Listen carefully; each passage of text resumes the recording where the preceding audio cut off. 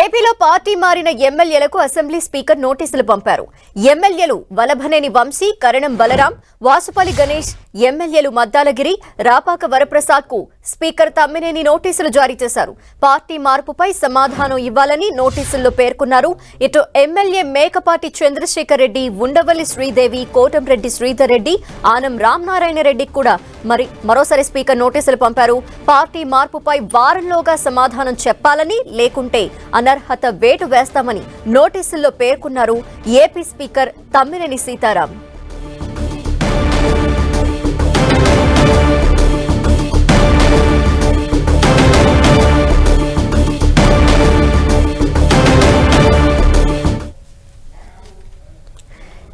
AP speaker నోటీసులకు సంబంధించిన details మా ప్రతినిధి విజయ్ చంద్రన్ అందిస్తారు. లైవ్ లో విజయ్ చంద్రన్.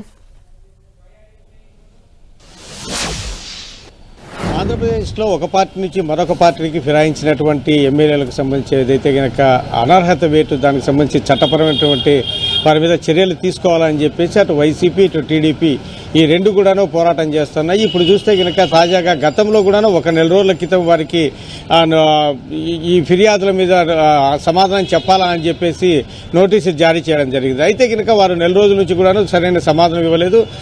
అంతేకాకుండా తమకు మరింత సమాధానం కావాలా అని చెప్పేసి ఆన్సర్ చేయడం జరిగింది. ఈ నేపథ్యంలో మళ్ళీ స్పీకర్ మీద ఒత్తిడి తెచ్చే ప్రయత్నాన్ని తెలుగుదేశం పార్టీ చేసింది. ఈ నేపథ్యంలో మళ్ళీ మరోసారి కూడాను వీరికి నోటీసులు జారీ చేయడం జరిగింది. ఈ టీడీపీ నుంచి వైసీపీలోకి మారినటువంటి వల్లభనేని వంశీ అయితేనేమి, మద్దాలగిరి, కరణం బలరాము, వాసుపల్లి గణేష్, వీరితో పాటు జనసేన పార్టీ నుంచి రాపాక వరప్రసాద్ ఏదైతే కనుక వైసీపీలోకి చేరారో ఆయనకు కూడా నోటీసులు జారీ చేయడం జరిగింది.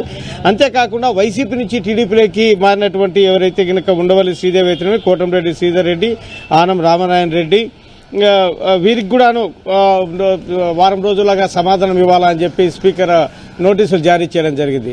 అయితే దీనికి సంబంధించినటువంటి వ్యవహారంలో మటుకు దీనిని వీళ్ళు నిర్లక్ష్యంగానే చేస్తున్నారని చెప్పొచ్చు. ఎందుకంటే సమాధానం చెప్పాల్సినటువంటి అవకాశం మీద అయితే కనుక వీళ్ళు పూర్తి స్థాయిలో నిర్లక్ష్యంగా వ్యవహరిస్తున్నారని చెప్పొచ్చు.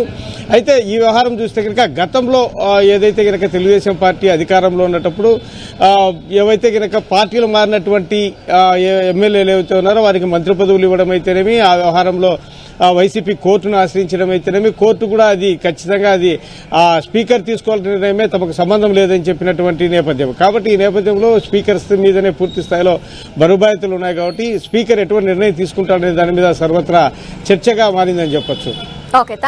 శ్రీనివాసరావు వీరి మీద ఎటువంటి నిర్ణయం తీసుకుంటారనేది మటుకు వేచి చూడాల్సి ఉంది. Right, thank you Vijay Chandran.